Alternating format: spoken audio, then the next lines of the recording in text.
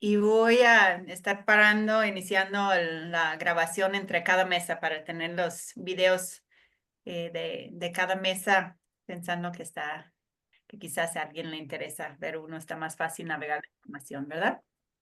Y entonces, pues ya le damos la bienvenida a la mesa 4. Alma, ¿quieres dar la bienvenida? Arrancar. No, pues esta es nuestra tercer mesa.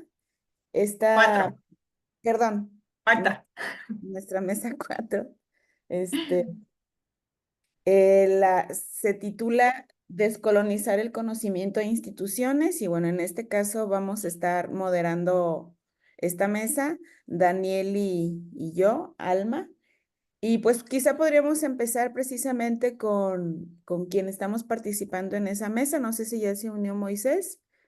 Pero en lo que se une, si pueden platicarnos un poco cómo titularon su trabajo.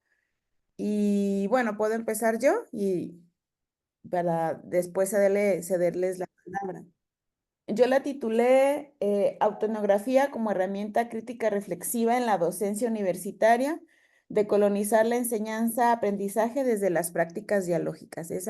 Y bueno, el ejercicio que yo hice fue revisar precisamente cómo a partir de estos procesos de enseñanza que tenemos en las aulas, cómo cómo lo recibimos, ¿no? Y cómo a partir de esta recepción vamos moldeando nuestras formas de aprender y nos vamos apropiando de conceptos y de ideas, ¿no?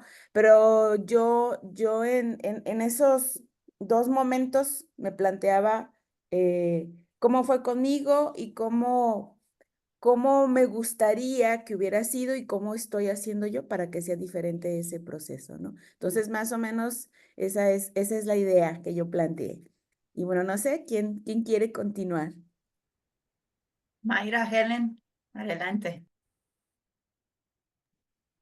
Hola, buenos días. Mi nombre, pues ya, como saben, es Mayra. Soy psicóloga. Estoy ahorita haciendo el posgrado en la maestría en gestión y desarrollo social. La maestra Alma me invitó a este simposio. Yo ya he estado empezando desde el otro semestre a llevar como este proceso autoetnográfico. Y me incluí en esta mesa porque estoy hablando de un ejercicio profesional que yo llevé a cabo en una institución. Entonces, fue como el trabajo con memorias colectivas, no sé si con adultos mayores, personas adultas mayores.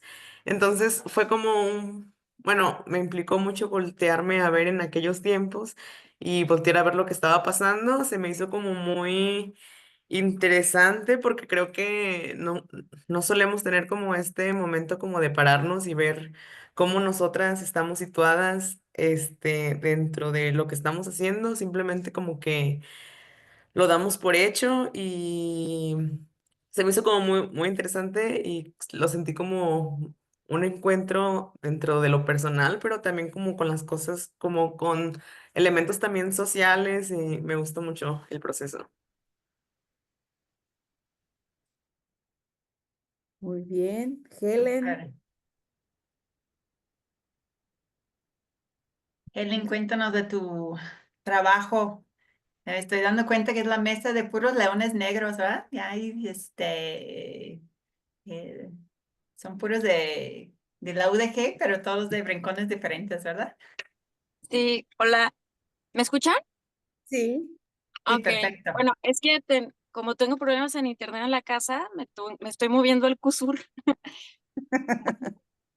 Pues a mí me gustó mucho escucharlas y sobre todo porque sí, estamos como, bueno, en mi caso, estoy eh, cayendo en conciencia, pues, como también a partir de una materia que doy, que no sé si ya he platicado en el ovulario antes, que es psicología de la interculturalidad.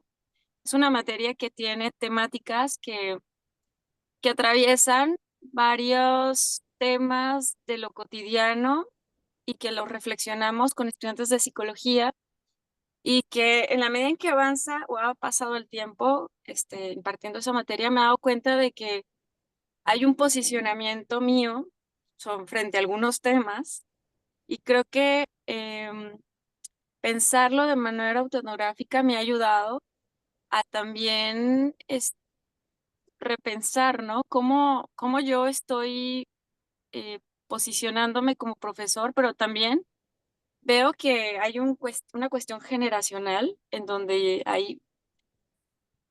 hay em, fracturas, o no sé cómo decirlas, en donde yo ya no puedo entender algunos procesos de los jóvenes, de lo que ellos están viviendo en ciertos temas específicos.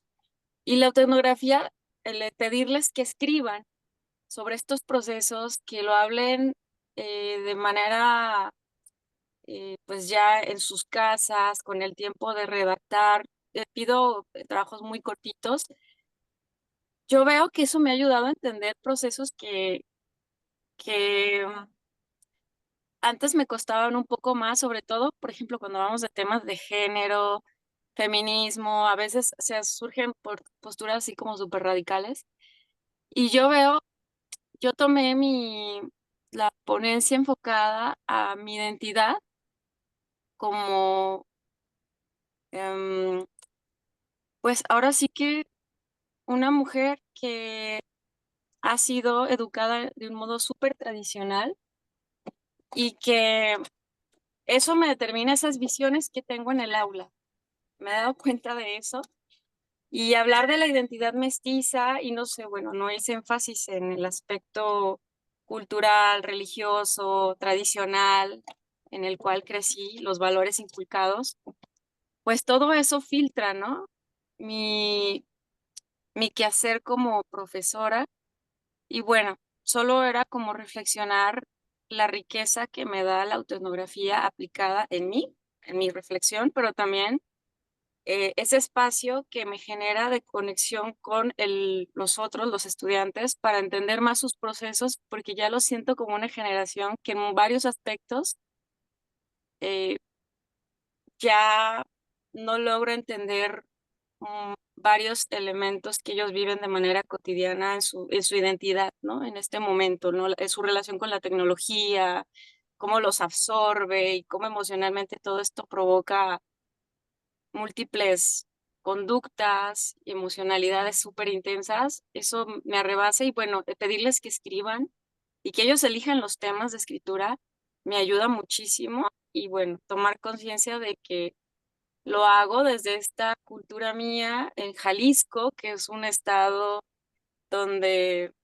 pues, hay, bueno, ahí lo narro en la ponencia, bueno, no sé si llamarle ponencia en el video, lo narro como también el crecer aquí, pues me da otra lectura de quién soy, de dónde vengo, y mis acentos que cambian cada que vengo de Puebla y que después han sido incluso motivos de burla cuando era niña, ¿no?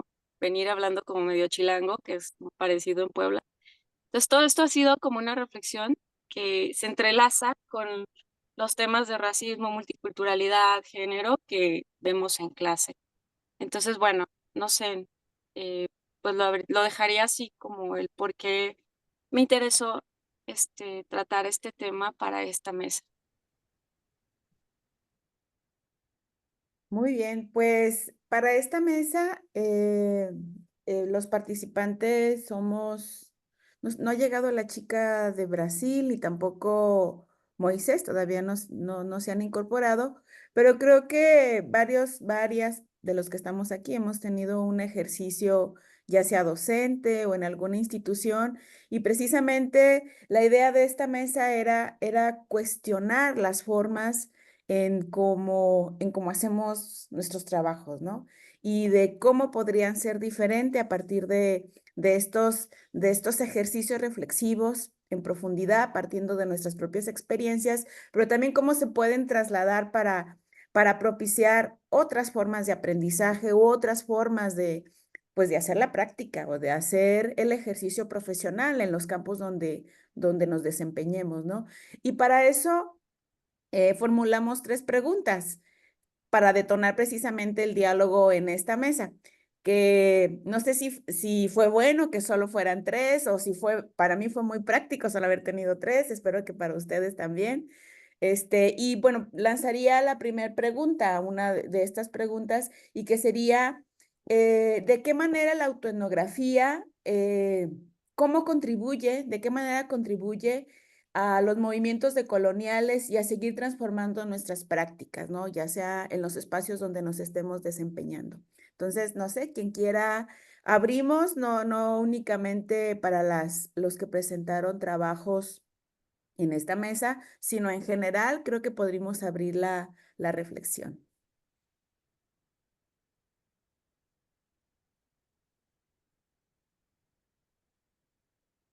Bueno, voy a empezar. Échale, Bien. Mayra. Gracias. Bueno, justo como en esta parte, creo que, bueno, yo anteriormente estuve trabajando en un ayuntamiento, acá en Zapopan. Entonces, creo que, bueno, me acuerdo que desde entonces yo me planteaba como que servidora pública estaba siendo y en la praxis buscábamos mucho pues movernos como desde el respeto hacia las y los usuarios y no llegar como a asumir como de, ah, mira, aquí están las respuestas a tus problemas, pero que de alguna manera, bueno, no sé si ustedes también como que han estado trabajando, es como de, ok, llegamos como con esta idea, pero sin querer como que vamos haciendo eso de, ah, ok, yo conozco tu realidad y pienso que es esto, ¿no? Entonces, justo en la autoetnografía fue el cacharme yo, como que en el llevarlo a la práctica fue como el de no, estar como viendo como mis prácticas, ¿no? Que no fue como el de, ah, ok, lo pienso y en la práctica ya sucede tal cual, sino es como estarlo aprendiendo con el cuerpo, o sea, como diciendo, ok, yo quisiera esto, entonces se me hizo como algo muy, hasta cierto punto, bonito como el poder volver a revisarme desde lo que yo hice de una forma como pues más reflexiva y desde la parte como de la de colonialidad, cómo podemos repensar la institución. Y yo en mi caso decía, es que desde el hecho como de llegar y ponerse como en su territorio, pues ya hay como que cierta verticalidad, ¿no? Entonces, este, cómo se puede dar ese otro reconocimiento, ¿no? A las personas con las que estás. Entonces, justo pensaba que el diálogo, o sea, el diálogo con las personas como que nos sacaba desde donde estábamos y creaba como que cosas nuevas y la autonografía también nos permite justo eso, ¿no? Como que volver a hacer como que ese diálogo y pensar como esas otras formas. Entonces, creo que fueron como cosillas que a mí se me empezaron a venir a la mente, con esta pregunta. Obviamente, también pensaba o sea, que sí es una cuestión de incluso como en esta reflexión de la autoetnografía, como empezar a teorizar, de una forma como más, pues más íntima, que se puede acercar más como a esto de las realidades situadas, lo pienso, pero también sin que se busque como, o sea, creo que a lo mejor el miedo que podría ser es como que se pierda esa rigurosidad, que es algo como que muy cuestionado dentro de la academia, ¿no? Pero creo que desde ahí se pueden como que extraer como conocimientos valiosos que después se puedan ir desarrollando más, ¿no? Para que justamente no se caigan como en cosas muy ambiguas o muy personales. Bueno, no sé, lo pensaría desde ahí. Muy bien. Um, Hay yo- algo que, perdón, no, no, adelante. sí, Eh, yo con esta pregunta, algo que me empezó a brincar o de hecho fue parte de la propuesta de la mesa, era cómo resonaba desde que empecé a ser estudiante universitario. Yo creo que desde antes, pero empecé a pensarlo ya en la universidad. Era este concepto de lo científico, que en mi caso, formada en trabajo social, una disciplina de las ciencias sociales muy cuestionada en la parte de la generación de conocimiento, cuando yo ingresé había mucho este cuestionamiento de tenemos que ser científicos, todo lo tenemos que sistematizar, todo lo tenemos que argumentar, todo lo tenemos que fundamentar. Entonces siempre estuvo resonando ese concepto, ser científica, todo tiene que ser científico. Entonces fue parte de lo que me cuestionaba, pero paradójicamente la práctica que hacíamos ya en comunidad, pues cuestionaba realmente todo eso de lo científico, porque al estar en contacto en comunidad, ya en los territorios, nosotros nos podemos dar cuenta que las personas sabían mucho más de esos problemas que en teoría llevábamos fundamentados y con todas las técnicas y no sé cuántas cosas. Cuando llegábamos al campo, pues resulta que la gente tenía controladas sus situaciones y sabía cómo actuar y incluso nos orientaba y nos decía que era lo mejor al momento de trabajar en la comunidad o trabajar con las personas, ¿no? Entonces, fue ahí como cuando empezaron como los primeros cuestionamientos a ese concepto de lo científico, ¿no? En la universidad. Y ya propiamente fue evolucionando, pero donde ya detonó toda esta parte de cuestionar esas formas en la disciplina, la importancia de repensar las maneras en cómo conocemos, fue precisamente a partir del trabajo acá en la ovularia, ¿no? Bueno, creo que un poco antes con toda la parte con el CIDID y todo lo que nos revolucionó a muchas de nosotras, donde el reconocer o darle concepto a lo que las personas poseen, lo que las personas traen, para aportar al conocimiento, creo que ya hizo mucho más sentido, ¿no? Esos cuestionamientos iniciales, ¿no? Y tomó esta forma de decolonizar, de el sentir pensar, el compartir saberes, el pensamiento horizontal, es decir, fueron nuevas formas de reconocer en los otros condiciones, capacidades, nuevas formas de hacer, ¿no? Entonces, desde ahí creo que eh, además de mi propia inquietud, creo que ya tomó como una forma que ya, ahora sí que se metió en mi mente, en mis pensamientos, en luego querer hacer de una manera distinta, considerando el conocimiento y los conocimientos que todos tenemos en una aula, ¿no? Entonces, el después dejarte sorprender en las distintas áreas donde a mí me tocaba estar coordinando un área de docencia y el reconocer todo el conocimiento que traía el estudiante sobre determinados temas, pues a mí ahora sí que se volvió hasta adictivo, ¿no?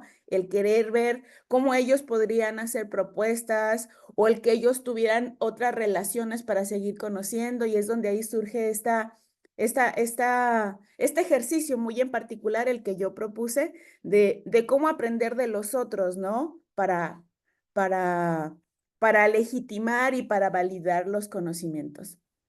Ujú. Ah, Adelante, Helen. bueno, algo que es que vengo manejando, entonces estoy un poco dispersa, pero yo quisiera enfatizar algo, ¿no? Creo que hay un punto de quiebre en mi persona, en el momento en que empiezo a tener contacto con estas literaturas que cuestionan el cómo construimos conocimiento, cómo hemos creado nuestra imagen como cultura, ¿no? Creo que fue como en el 2008 un texto de Esteba que fue como la primera vez, y esto me pareció como, ahora me parece brutal, ¿no? Que pases por la universidad y que nunca te cuestiones nada de la cultura, y en una carrera como es psicología, ¿no? También em, posiciono ese punto, ¿no? Porque yo estudié psicología y en mi tiempo no existía ninguna materia que te hablara de la otredad. O sea, eran los textos de los científicos de la conducta de Europa, de Estados Unidos, r- mexicanos prácticamente no leíamos mexicanos, algunos con suerte latinoamericanos, Martín Baró y más como de la psicología social latinoamericana, que ahí hay una beta muy importante, pero ni siquiera en estos autores había una crítica colonial o de colonial.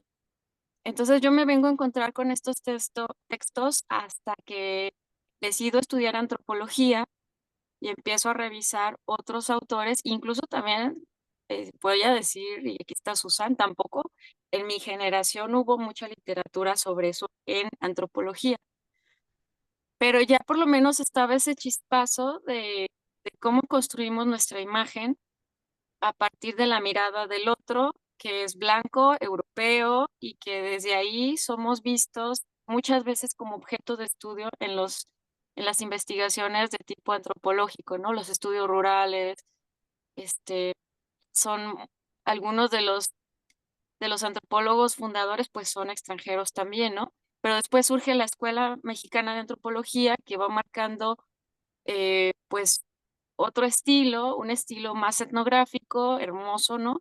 Pero seguían siendo como el urbano que mira al rural, ¿no? O sea, esa lectura todavía estaba allí.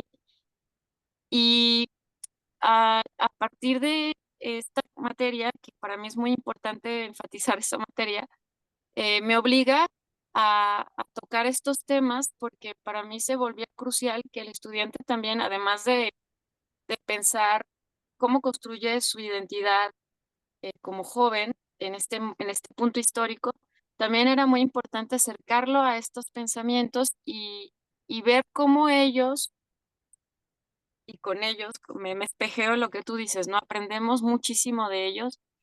eh, se asombran, ¿no? De ver que los indígenas pueden hacer música de rap, pueden hacer rock y que son géneros que pareciera que solo son del mundo moderno, pero resulta que también se cantan en lenguas indígenas y resulta que nosotros también nombramos al otro desde lo peyorativo de manera cotidiana, que cuando queremos ofender a alguien ofendemos en términos de indio o de estamos en el contexto del sur de Jalisco, en donde hay mucho migrante indígena que trabaja en zonas agrícolas. Entonces, bueno, para mí ha sido muy bello ver en las etnografías de los chicos sus reflexiones de cómo ellos pensaban sobre esos indígenas, este, caer en cuenta de que estaban teniendo un pensamiento, eh, pues sí, racista, porque es un tema que tocamos en esa materia, y que pues a partir de la clase, las lecturas, las discusiones y una dinámica en particular que hago que me gusta muchísimo y la recomiendo, trabajamos Teatro del Oprimido de Augusto Boal, una técnica brasileña en donde pues a través del cuerpo eh, el tema que ellos deben de incorporar es discriminación como estatuas. Y cuando ellos actúan la discriminación, siempre hay alguien que corporiza al discriminador y alguien que corporiza al discriminado, y lo tienen que hacer sin hablar. Entonces los cuerpos hablan. Y cuando ellos se dan cuenta que lo tienen tan incorporado que lo pueden representar sin hablar, sin dialogar, pues los confrontan, ¿no? Entonces yo con ellos voy trabajando estos temas de una manera sensible, trato de ser muy sensible porque también ah, pasa pues que hay un ambiente como de mucha sensibilidad en los jóvenes y a veces cuando uno quiere tratar temas críticos pueden llegar a ser como interpretarlo de formas que a veces a mí me sorprenden, ¿no? Como violento, agresivo, incluso patriarcal. Me han dicho muchas veces que mi visión cuando lo que trato es hacer escenarios de discusión, ¿no? En donde pues veamos que estamos reproduciendo, incluso por más críticos que seamos, estamos reproduciendo este ese sistema porque está encarnado, ¿no?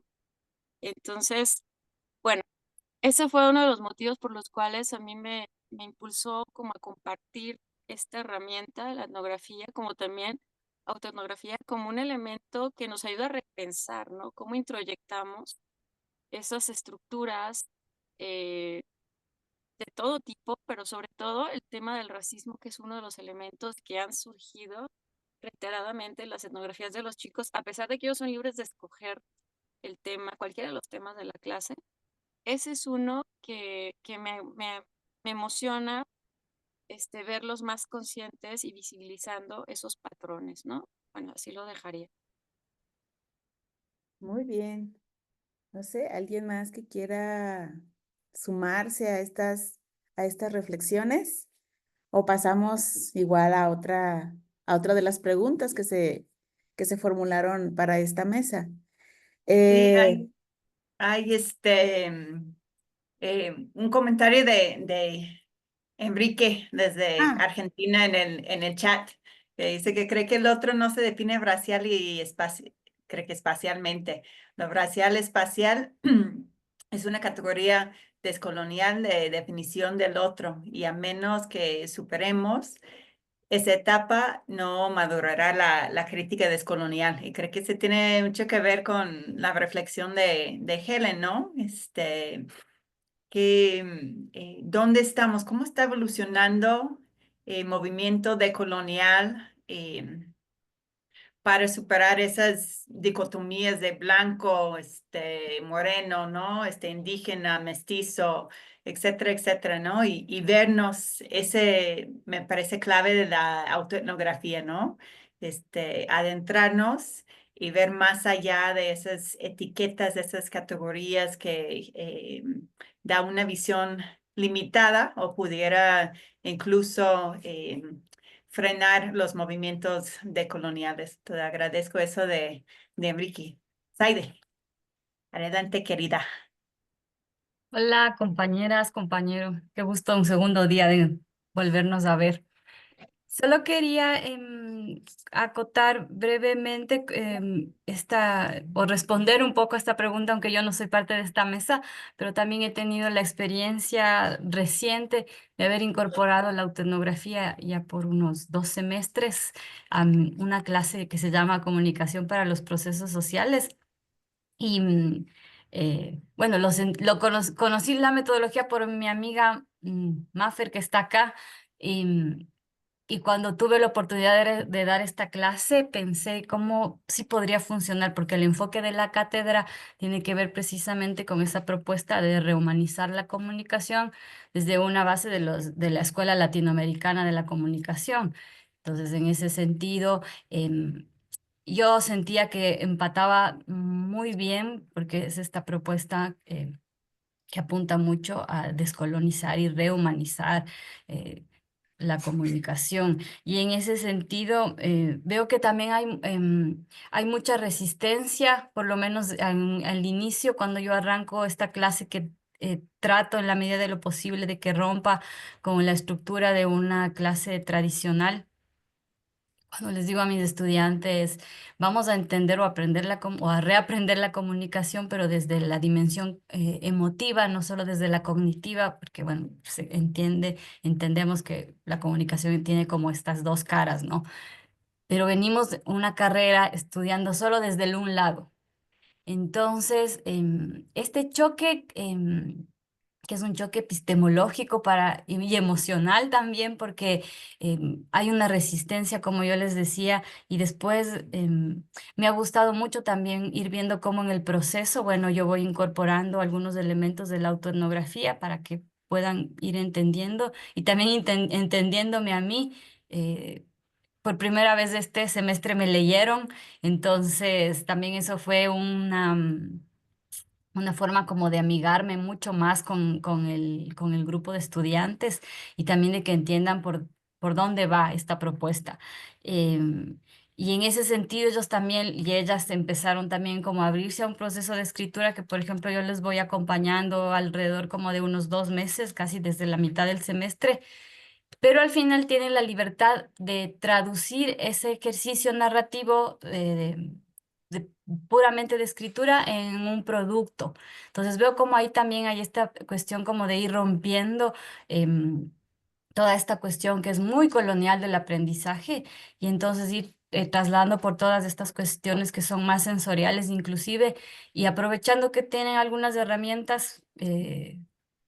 Al ser ya estudiantes por graduarse de comunicación, funcionó muy bonito los productos, ellos cómo tradujeron un texto que es totalmente desde la narrativa de escritura, pero cómo eso se pudo visualizar en, por ejemplo, un podcast, estoy poniendo ejemplos, ¿no? Sí, habían chicas que hacían fanzines, sí, para explicar, por ejemplo, algunas cuestiones del feminismo, porque trabajamos mucho desde los movimientos sociales, entonces ellas van o y ellos van entendiendo cómo funcionan, por ejemplo, las luchas en Ecuador desde las diferentes organizaciones y en qué punto de su vida les toca eso. Más o menos por ahí va el hilo de la escritura, ¿no? Ir comprendiendo, y ellos dicen, no, bueno, yo tengo una distancia y no hay un punto que a mí me toque, pero en el camino solemos encontrar que los problemas sociales nos atraviesan. Yo doy clases en una universidad pública,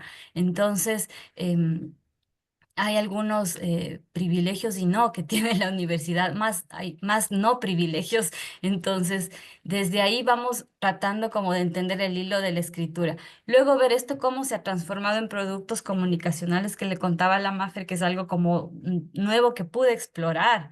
Y me pareció que eso les permitió a los estudiantes ya ahí sí romper. Al final, muchas y muchos me dijeron, profe, o sea, como por primera vez puedo yo como contar lo que siento, pero también siento que aprendí de algún tema.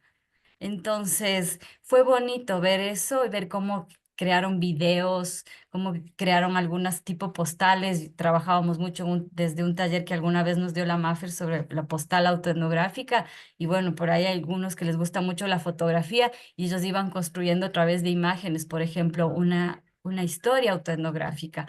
Entonces, yo veo que sí, este es un camino que en mi caso se ha abierto hace poco, pero que funciona muy bien para poder entender estas otras formas que quizá ni siquiera deberían llamarse epistemologías para que puedan ser totalmente descoloniales. No sé qué otras formas, qué otro nombre debería tener. Capaz la MAFE ahí lo tiene más claro, estas otras formas de aprender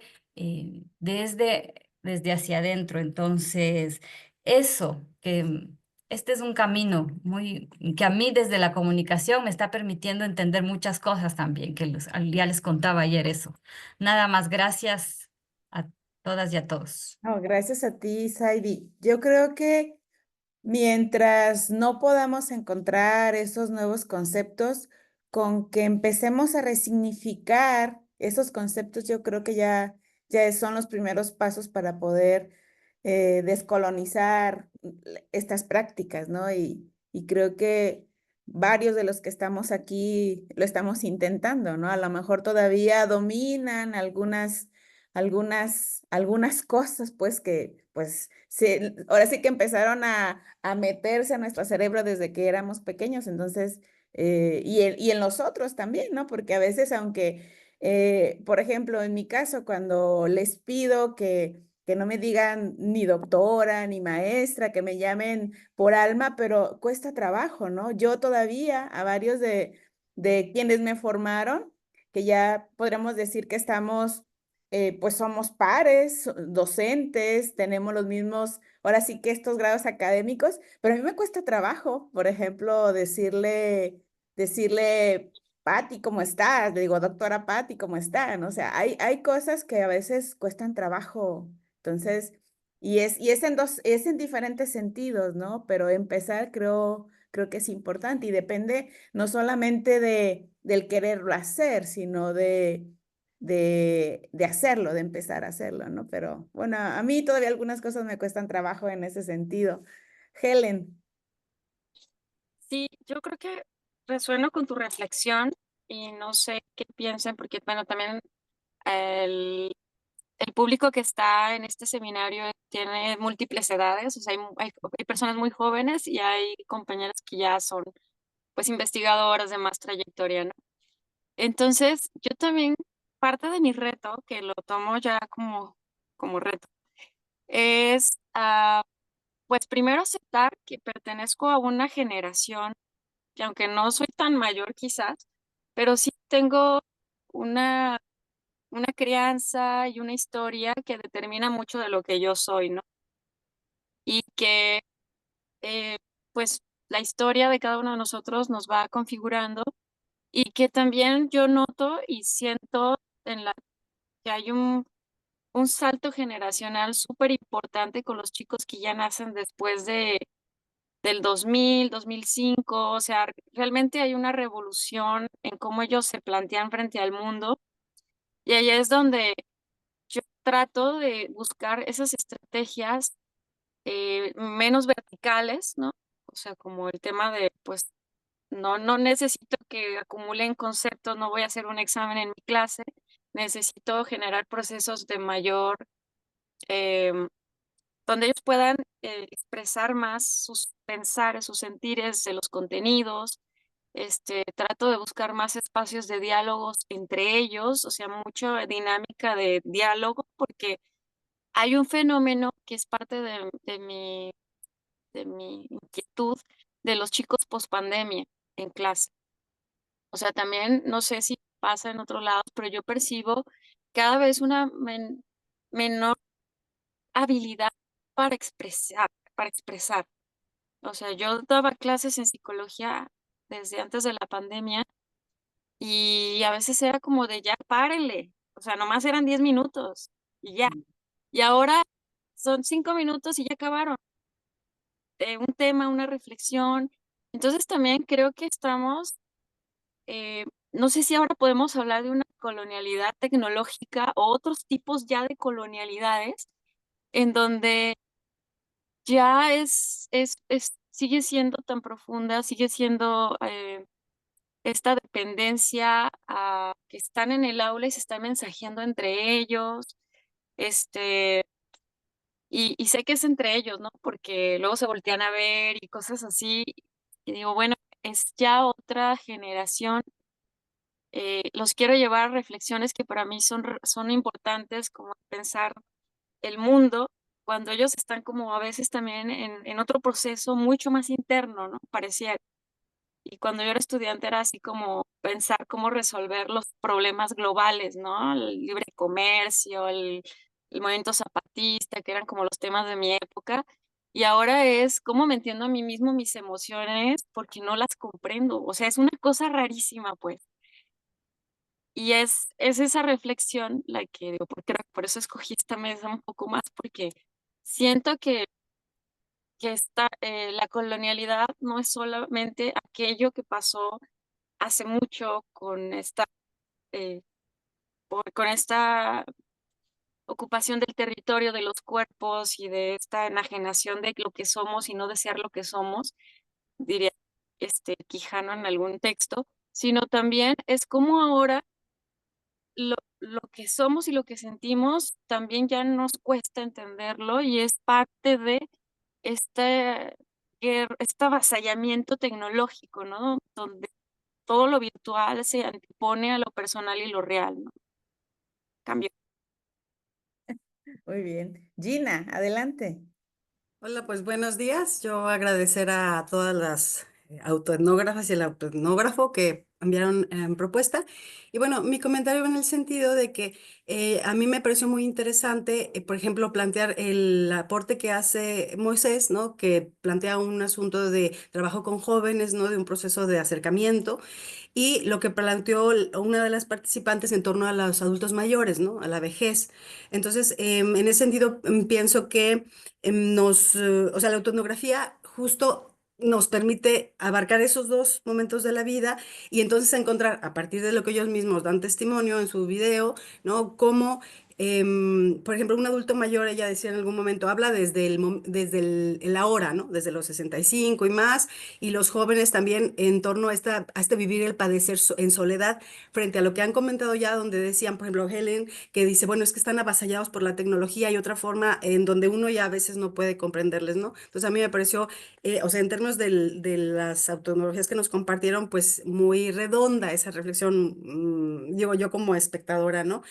Y la otra cosa que quiero comentar es en lo que hablaban del tema de las jerarquías y cómo se traducen en todos los espacios. De entrada, yo creo que o sea, discutir esto es un esfuerzo y entonces tener la práctica consciente de esto ya ayuda bastante. Sin embargo, vivimos en espacios que además yo estoy muy agradecida y me gusta el trabajo institucional e institucionalizado, pero están así, o sea, son así.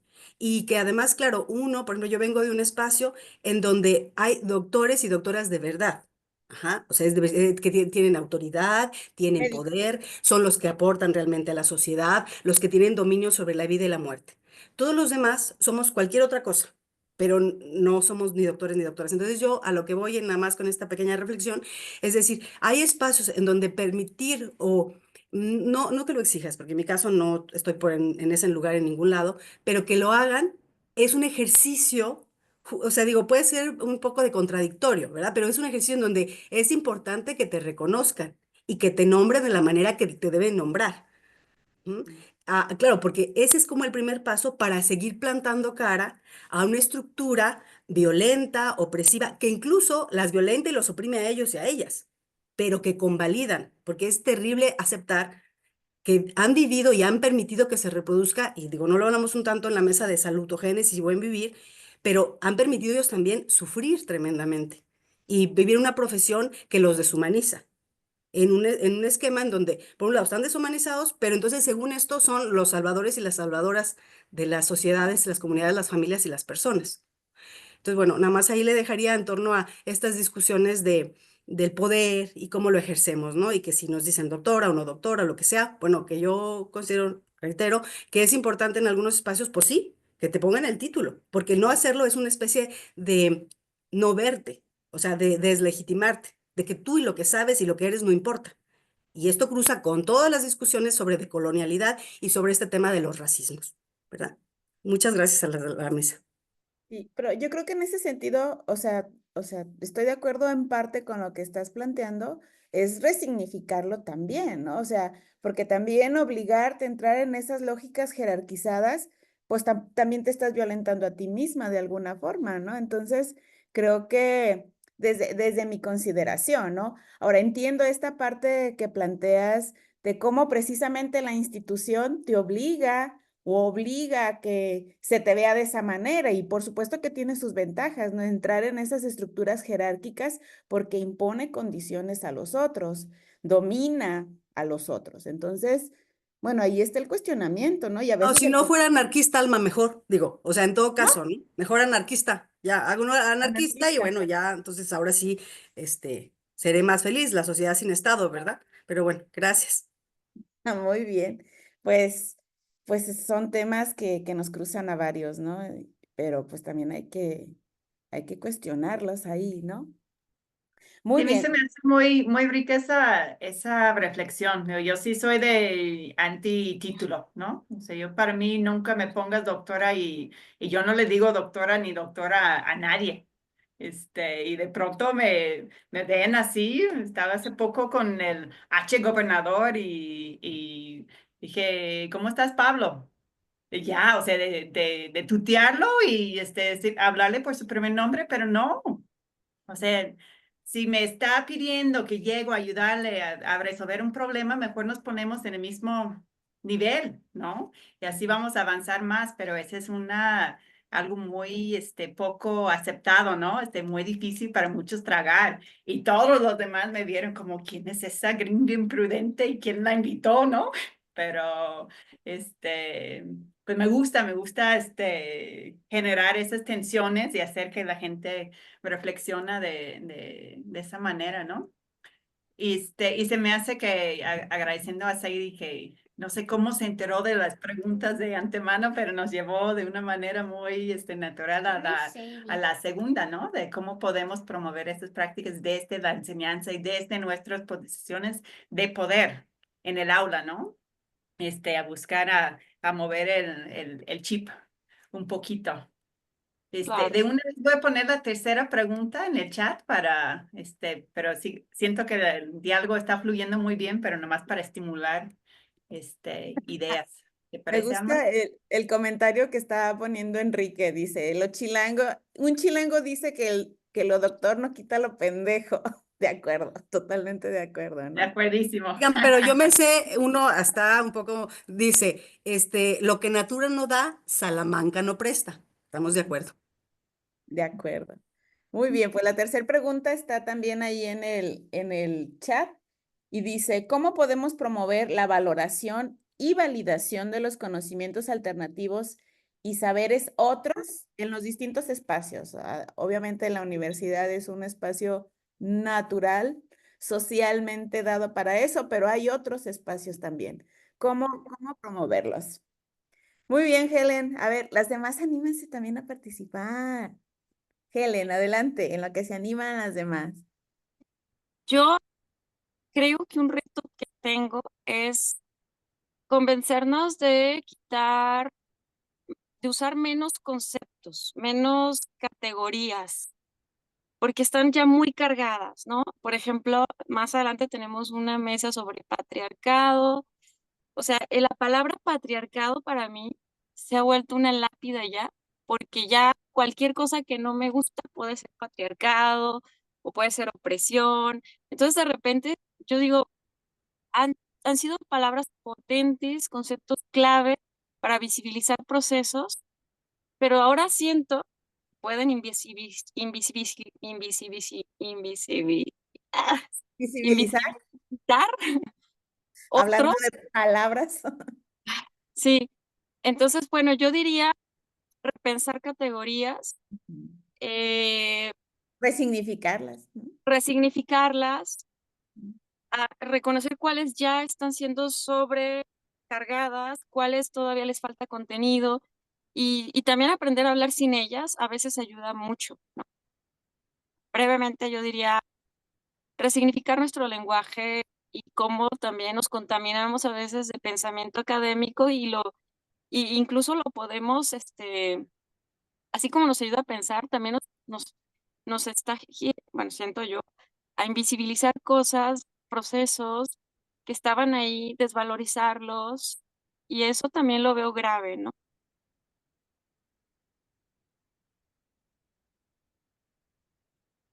Totalmente de acuerdo. Oli, Pero yo me quedo pensando, hasta absolutamente de acuerdo, ¿no? De pronto se vuelve vacío, o sea, lo utilizamos sin sentido, ¿no? Como para decir, como para entrarle a un lugar común y dejar de pensarlo. Y creo que es otro modo de invisibilizar el proceso mismo, ¿no? O sea, decimos, ah, bueno, sí, patriarcado, ya. No, no lo reflexiono más, no lo pienso más, no lo muestro más, ¿no? Pero creo que para resignificar, pues nos hacen falta estos espacios de conversación, eh, porque no se hace en solitario, ¿no? Lo podemos pensar juntas, juntos, no lo podemos resignificar en solitario ni en... A lo mejor en el proceso autoetnográfico nos caen algunos veintes, pero solo hasta que lo compartimos es que devienen nuevos sentidos, eso es lo que a mí me ha parecido, ¿no? Ujú. Creo que de ahí la importancia de tengo colegas antropólogos que me dicen, es que la autoetnografía parece un soliloquio, ¿no? Y yo les decía, claro que no, es lo más lejano al monólogo, ¿no? A mí hay ejercicios académicos que me parecen, sí, muy monologales, ¿no? O sea, Ujú. repitiendo ideas de otras, de otros, o conceptos como que caen bien actualmente, ¿no? Que de manera contemporánea y luego se mueven a otros que también caen bien. Y la autoetnografía a mí me parece, como decían ayer, ¿no? Que viene de la entraña, pero se arriesga, se pone con las demás, ¿no? Eso se me hace bellísimo. mm, totalmente de Sí, acuerdo. yo concuerdo contigo, Oli, y me viene a la mente un dictamen de un artículo hace poco que decía que no podría publicar sobre cierto tema si no citaba a tal hombre europeo, el teórico más reconocido en ese campo. Y dije, no, claro que no. O sea, ¿cómo que forzosamente, o sea, no es válido si no retomas estos eh, ilustres europeos viejos blancos, ¿no? Don Nancy, en adelante. Buenos días. Hola, buenos días. Bueno, escuchándolas me viene a la mente con esta pregunta de cómo podemos promover y la valoración de los conocimientos alternativos y saberes. Pues lo que comenta Helen, ¿no? O sea, del el lenguaje, pues a veces sí puede ser, estar cargado, a veces incluso un tanto de violencia, ¿no? Puede ser incluso a veces ser violento el lenguaje. Y a lo mejor buscar otras formas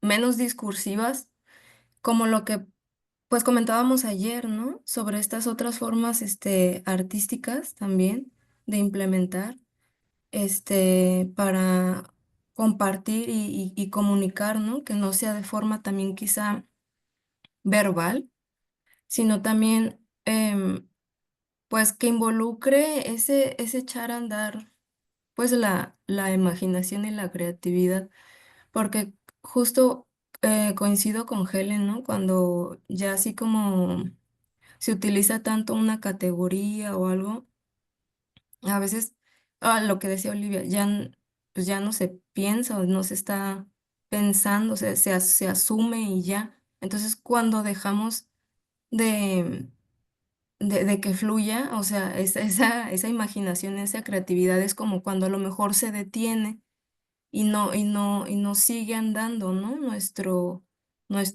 pensar y nuestro sentir.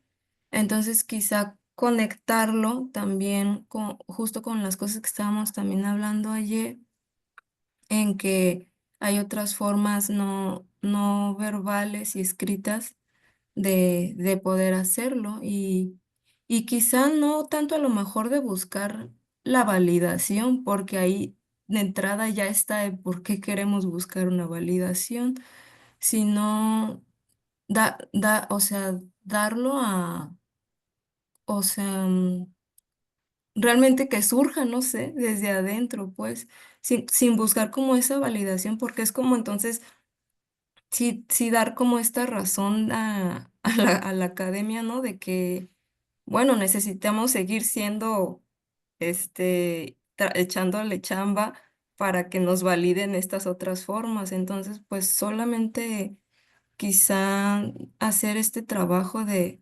creatividad e imaginación. Sí, no obstante, también creo que es válido que existan otros espacios y otras formas de pensar, ¿no? Yo creo que la autoetnografía tendría que convertirse en un puente, ¿no? Entre espacios. Y esa es la finalidad, porque a lo mejor retomando un poco lo que planteaba Gina, ¿no? O sea, son espacios dados que falta años luz para que piensen de una manera diferente, pero cómo desde nuestras prácticas podemos empezar a construir precisamente esos puestos, pues para poder tener diálogos, ¿no? Y reconocer otras formas de hacer, otras formas de pensar, que necesita también de alguna forma ser validadas, reconocidas. A lo mejor validada no sé si sea la palabra, pero dentro de los campos académicos sí, pero fuera de estos campos ya son valoradas por muchos, son validadas entre las mismas comunidades. Pero si queremos decolonizar esos espacios, pues no hay más que construir puentes, ¿no? Por ejemplo, tenemos en la clase está un alumno que no se le permite trabajar teoría fundamentada. Y él, desde su práctica, desde su conocimiento, desde sus experiencias, sabe que es lo que se conoce como teoría fundamentada, que es arrancar desde la práctica, empezar a construir su conocimiento y no se lo han permitido. Entonces, no le queda más que seguir haciendo estas por el momento, porque también quiere estar en ese espacio académico, poder construir ese puente y poder hacer esa demostración o esa validación de la importancia de esa forma de acercarse, ¿no? Entonces, pues sí la tenemos compleja, pero al menos ya empezamos, creo, ¿no? Mayra. Sí, bueno, hay unos perritos, a lo mejor se escuchan poco, pero espero que me puedan escuchar. Bueno, yo lo pensaba mucho desde el diálogo, o sea, yo lo pienso como mucho como el dar ese reconocimiento a la escucha, porque justo hablándolo mucho desde la parte institucional, pues es como pensar que, como dije hace rato y como ya lo han estado mencionando las compañeras, de que hay de entrada un puesto de poder, ¿no? Entonces, o sea, no estamos partiendo en puntos como igualitarios y también es bueno como reconocerlo, ¿no? Y como pues dicen autores, siempre hay un juego de poder ahí. Pero justo yo lo pienso también como una cuestión de, incluso como de actitud, porque pienso que sí es como una cuestión de actitud, la parte como de escuchar, de reconocer y decir, ok, o sea, yo no vengo como en esta parte incluso como de actitud colonial, como de, mira, es que, pero déjame yo hablar para decirte cómo son las cosas, ¿no? Si no es como de, ok, o sea, compárteme tu mundo y se me hizo como muy interesante lo que la maestra Alma decía, porque pienso que sí lo hace mucho como en clase, como de estar nosotros abriéndonos y compartiéndonos y de verdad sí pasa esta parte de animarnos a proponer. Y creo que es lo que, em, y a lo mejor va mucho como desde la colonialidad, de cuando, no sé, eres estudiante, vas empezando y es decir, ok, ¿qué tanto me falta como para poder yo ser la doctora que puede atreverse a hablar cuando ya tenemos como que ciertos conocimientos, ciertos bagajes? Entonces, es como incluso como que la parte autoetnográfica nos permite darnos cuenta de todas las cosas como que ya sabemos, que son válidas y que desde ahí están respondiendo a algo, ¿no? Entonces, yo lo pensaba mucho que, que a mí esta parte de la autoetnografía me ayudó a entender de una forma como más encarnada, podría decirse, como cosas teóricas, como que desde la parte como que teórica y mental me quedaban como que más claras, pero justo ya como en el trabajo más en lo comunitario o más desde mi reflexión, como que ya el escribirlo fue como de, ok, esto ya se relaciona con esto y con estas personas. Y que creo que desde ahí, justo dice, ok, pues no sé, la teoría hasta que llega, pero también yo estoy viendo estas cosas. Entonces, así se pueden hacer, creo que podemos como que andamiar a situarlo más como a una realidad y que haga más sentido con la población. Entonces, creo que, bueno, yo lo relacioné mucho con la parte de la reflexividad, la parte autoetnográfica. Y pues eso. Sí, yo estoy de acuerdo contigo. Tampoco se trata de echar a la basura, ¿no? Todo lo que hemos visto en las aulas, todo lo que hemos aprendido, sino encontrar otras maneras de irnos complementando en lo que conocemos, en donde nos situamos. Creo que es muy importante que la autoetnografía, la reflexividad, como la estás llamando, o lo que provoca la autoetnografía, podernos darnos cuenta, ¿no? Del valor, del peso que en cada espacio donde nos situamos tiene cada elemento de conocimiento, ¿no? Muy bien, no sé, ¿quién más quisiera compartir algo? No sé qué les ha parecido las reflexiones que se han planteado en esta mesa. Oli. Yo me quedé pensando en dos cosas. Una es en esto de lanzar el puente, ¿no? Porque para que exista el puente, decía Cortázar, necesita dos lados, ¿no? Entonces, pues uno puede tender de este lado el puente y del otro lado no se sostiene. Pero ¿y qué si no hay puente? Es decir, qué si no buscamos esos dos lados? ¿Qué si empezamos a pensar que estamos entramadas? ¿Qué si dejamos de jugar al poder de esto vale y esto no vale?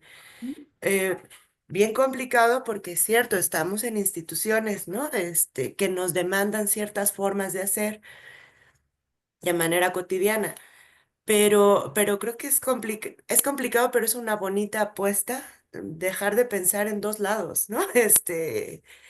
Y dejar de querer que existan puentes, porque al final no hay dos lados, ¿no? Estamos entramados y no hay lucha de poder, esa forma de vivir existe y la habitamos y la encarnamos, pero también otras que también habitamos y encarnamos. Eso me parece bien interesante, como mover el chip de cómo percibimos, ¿no? Ujú. Yo A mí me quisiera hacer gustaba, un comentario general, si se puede. Adelante, Mercedes. Adelante, Mercedes. Y Digo, ahorita tenemos la palabra, Gela. les parecerá que no tiene nada que ver con lo que estamos oyendo y los comentarios de todo el mundo, pero mi comentario es tal vez muy general para todas, no a una ponencia en particular, y si se puede, quieren, me gustaría que me respondieran. Este, Ayer creo que una persona, una de las compañeras, usó la palabra mágica para Caroline Ellis, pero muy de pasada. Y a mí sí me ha sorprendido que por lo menos en lo que vamos y las videoponencias que vi, para nada mencionan la palabra evocativo, un texto evocativo, una escritura evocativa. Caroline Ellis, que me gustaría si me dijera que si la han leído poquito, mucho, casi lo de ella todo está en inglés, pero hay ya algunas cosas traducidas, no mucho. Bueno, Caroline Ellis, que es considerada así como en Estados Unidos la madre de la autoetnografía, prácticamente. Ella, pues, desde que yo la conocí y leí sus textos y demás, siempre insiste en que para ella un texto autoetnográfico tiene que ser evocativo, o sea, impactar a las audiencias, por ejemplo, reflexionar sobre algo del pasado, tal vez. Y esta cuestión del evocativo tiene también mucho que ver que, por supuesto, aquí no ha salido porque estamos en otras discusiones, ¿verdad? La frase en inglés que ya Susan me corregirá la traducción de show, don't tell, ¿no? Que es muéstrame, no me lo digas. ¿Y esto qué tiene que ver? Pues bueno, es un recurso muy utilizado en la literatura que nos dice que la manera de escribir también es muy importante. Entonces, no es lo mismo decir,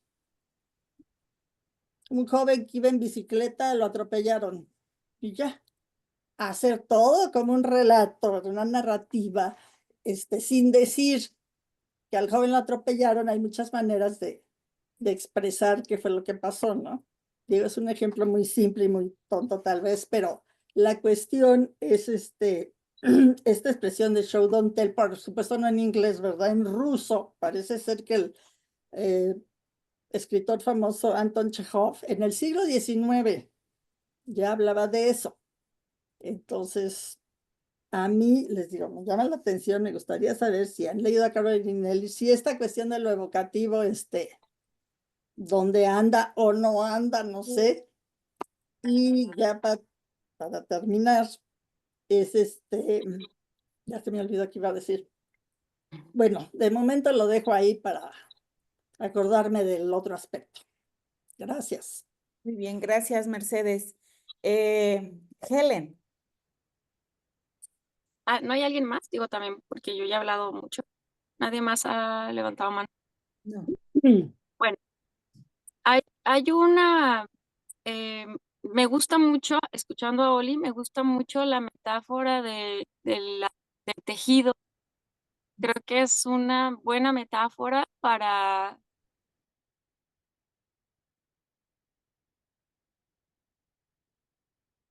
Helen, Ay, se te cerró tu... perdimos, ¡No te Helen. vayas, Helen! Desapareció. ¿Ya? Ya. Ya, Ah, síguele. no sé qué hice, es que estoy queriendo verlas a todas y como estoy en el teléfono. Hablaba del tejido como una buena metáfora y que es algo muy de nuestros pueblos, ¿no? O sea, los tejidos narran historias, los tejidos son memorias, son, o sea, las que nos gustan las cositas bordaditas, sabemos, bueno, para mí esto es muy único, ¿no? Porque aunque se parezca no va a ser igual y no son en serie, pues, bueno, las tejedoras son eso, son esas mujeres que van entramando hilos y van buscando combinaciones y son infinitas las formas, ¿no? De poderse entretejer. Entonces, el tejido a mí me gusta como metáfora para pasar de las dicotomías y, y creo que eso, bueno, fíjate que se puede trabajar como concepto, incluso como concepto que supere estos aspectos que a mí me empiezan cada vez a preocupar más, ¿no? De poner etiquetas que suenan muy críticas, muy poderosas, pero que también invisibilizan otros procesos sutiles, ¿no? Como ah, ahora alguien me entrevistó hace poco para hablar de las mujeres empoderadas del campo, porque saben que he estado mucho en la zona sur de Jalisco trabajando. Entonces yo digo, ¿por qué no me preguntan por las compañeras de los agricultores que no son esas mujeres empoderadas? que la academia invisibiliza y las pone en el sitio de que la mujer no quiere estar en el campo y está fuera del ente porque el patriarcado. Pero bueno, uno ya cuando está allí, pues se da cuenta de que también hay mujeres que les gusta estar en su casa y que no les gusta irse a solear a la parcela y que cuidan a sus hijos y le dan el lonche al esposo y les gusta ese papel. Y no las estamos visibilizando. ¿Por qué? Porque es más chido hablar de la empoderada que va y siembra, ¿no? Que tú le preguntas cómo está y está desgastadísima porque además de sembrar, cría, está luchando con el esposo por cómo hacer las cosas o está sin esposo, ¿no? Entonces digo, bueno, si pensamos en el tejido, pues son diferentes hilos de un entramado y todos son válidos porque todos sostienen la vida, ¿no? Y yo digo, también desde la academia a veces nos enamoramos de una idea y solo visibilizamos esa idea y aquellas otras formas las invisibilizamos a partir de los mismos conceptos, ¿no? Entonces yo creo que propondría y retomaría ese concepto para también un poco ejemplificar, pues que en la tela van a haber algunos elementos que sobresalgan, pero está el blanco que lo sostiene, ¿no? Entonces es entender que es el lienzo lo que importa y un poco ver cómo lo podemos seguir trabajando para generar metáforas más a modo Illich, Iván Illich, pues más convivenciales, ¿no? Y no resaltar esos elementos que nos conflictan un montón y algo que atraviese más las generaciones. Esa es una preocupación que yo tengo, ¿no? ¿Cómo podemos generar diálogos transgeneracionales que nos permitan, que a mí me permitan ser y comprender lo más posible esas sensibilidades de las nuevas generaciones, esas fragilidades, cómo poder trabajar con ellas, fortalecerlas, hacer ese diálogo generacional que nos permita como sostenernos, ¿no? Y que no se nos vayan entre los dedos esos procesos que nos arrebasan. A mí a veces me arrebasan, ¿no? Saber que un alumno está en depresión y que está tomando antidepresivos y yo así como que, ¿cómo? ¿No? Y estar en psicología. Entonces, eh, ¿cómo le hacemos, no? Para tejer esa trama social. Y quizás ahí lo de Mercedes también puede abonarnos, ¿no? Gina. No, muchas gracias. Yo le quisiera responder a Mercedes que en mi caso sí he leído a Karen Elenis poquito porque sí me cuesta un poco más trabajo. Si en español me cuesta trabajo, en inglés me tardo 3 veces más. Pero yo me acerqué a ella también por su trabajo, por un libro que nos compartió Susan muy al inicio me parece de Silvia Bernard, una cosa así, por un lado, como en términos de decir.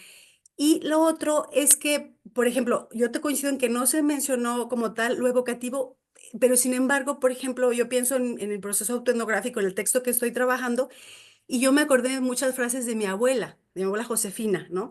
Que, bueno, que estuvo más conmigo cuando yo era adolescente y que estaba construyendo esta forma de ser mamá o de cuidar o de entender el cuidado, ¿no? Entonces, eso por un lado para lo evocativo, que a lo mejor no se mencionó, pero yo en mi proceso lo reconozco todo el tiempo y de hecho por eso los procesos autoetnográficos para mí son como un descanso, ¿verdad? A lo mejor no tiene mucho que ver como lo que yo trabajo, en mi trabajo por el que me pagan, pero para mí son una cosa muy importante que a mí me ha permitido mantenerme vital y un poco comprender por qué me siento a veces como me siento. Y por el otro lado, también en la mesa de nosotros, yo creo que también las compañeras, no lo dijimos, pero por ejemplo, alguien habló que le preguntaba a la mamá, ¿no? Entonces ella recordaba, pero lo que no recordaba suficientemente, que yo pienso que tiene que ver con esto de evocar, iba y lo preguntaba, ¿no? O cuando él dice, yo fui y revisité los memes que yo posteaba en mis redes cuando estaba en el hospital recuperándome y demás. Entonces, sí, pienso que gracias por el concepto de esto de evocar. Y bueno, nada más sería ahí como mi reacción a lo que nos interpela o nos propone Mercedes, ¿no? Y pues sí, Chekhov, muy bueno. Nos vemos. Muy bien, pues Gracias. creo que hay bastantes ideas para seguir repensándonos, para seguir resignificando. Y pues creo que es momento de cerrar esta mesa, ya más bien de hacer un descanso para poder pasar a nuestra siguiente mesa. Dani, no sé, ¿quieres decirnos algo de lo que No, tengamos? solo 10 minutos, si les parece bien, para estirarnos las piernas, rellenar el café, té, Café. lo que sea, con la Comernos esperanza un que tamal. la siguiente mesa es la mesa de equilibrio de género. Ahí tenemos a 3 varones, entonces esperando que lleguen los otros 2 varones a esa mesa. Ahí le damos unos minutitos. Muchas gracias a todas y todos por sus aportes en la Gracias, nos mesa vemos en 4. 10 minutos. Muy bien, nos vemos.